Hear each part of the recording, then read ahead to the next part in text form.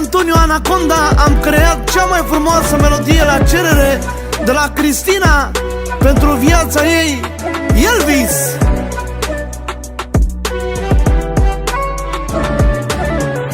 Pe Facebook ne-am cunoscut, ce mult mi-ai plăcut, m-am îndrăgostit din primul minut. Vorbele frumoase și atrăgătoare m-au făcut să înțeleg, ești iubirea mea cea mare.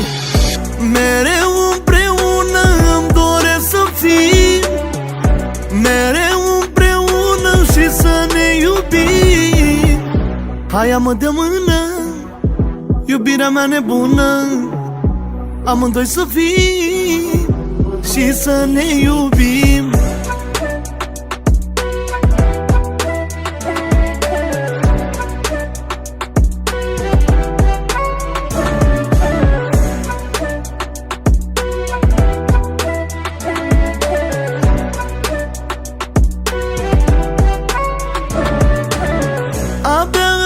Să te întâlnesc și să-ți povestesc câte nopți eu n-am dormit, dar la tine m-am gândit. Mă faci cea mai fericită, simt că sunt iubită. Mi-ai dat viața peste cap, ești cel mai frumos bărbat.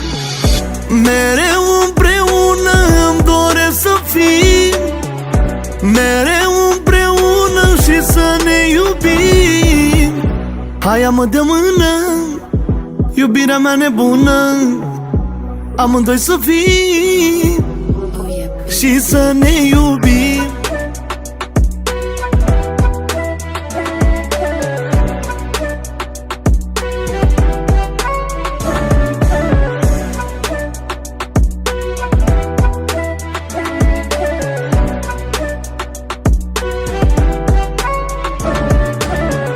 Mereu împreună îmi doresc să fim, mereu împreună și să ne iubim.